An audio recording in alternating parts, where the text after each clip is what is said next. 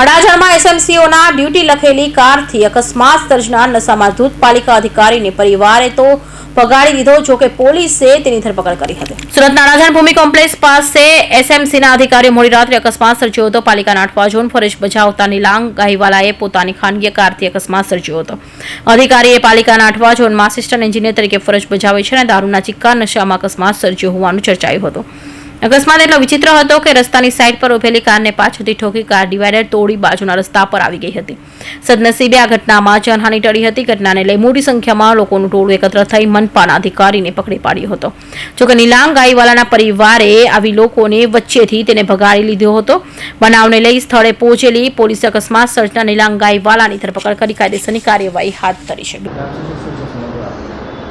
આની અંદર ગુનો બને છે એમાં આસિસ્ટન્ટ એન્જિનિયર છે, એને ગાડી ચલાવતા હતા અને આ કામના ફરિયાદી અમિતભાઈ કાંતિલાલ પટેલ છે, એમની ગાડીને ટક્કર મારીને એમની ગાડીને ખૂબ મોટું નુકસાન પણ કરાવે છે. એ અંગે પછી એમને ગાડી લઈને આગળ જતા રહેલા, પછી એમને પાછળથી પકડાય છે અને એમના વિરુદ્ધમાં અડાજણ પોલીસ સ્ટેશનમાં હાલમાં ફરિયાદ દાખલ થઈ છે અને કંઈક નશા કરેલ હોવાનું પણ લોકોનો આક્ષેપ હતો, એટલે એમની તપાસ કરીને પોલીસે એનો બ્લડ સેમ્પલ પણ લેવડાવવામાં આવેલ છે.